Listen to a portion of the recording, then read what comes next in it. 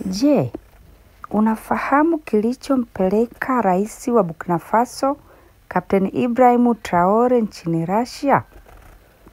Kwanza kabisa tuanzie katika mapokezi yake. Mara baada ya kuwasili nchini Russia na kupokelewa na viongozi wakuu, ambapo Kapteni Ibrahim Traore aliwasili kwa ndege maalumu ya rais, na alipowasili katika uwanja wa ndege aliwekewa red carpet ili aweze kutembelea.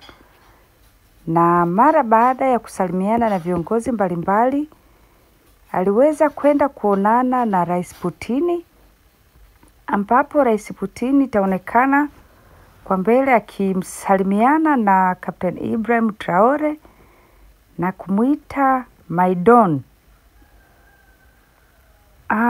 Tarehe 8 mwezi wa 5 kila mwaka, nchi ya Russia huadhimisha siku maalum ya ushindi, ambapo siku hiyo hupambwa na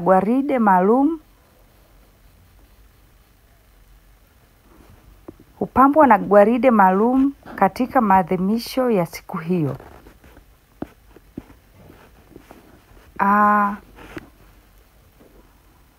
Hapo tunaona alivyosalimiana na Rais Putin, na mara baada ya hapo moja kwa moja alielekea kwenye gwaride maalum la siku hiyo mjini Moscow, na hiki ndicho hasa kilichompeleka Rais Traore nchini Russia. Endelea kufuatilia Nika TV. Asante.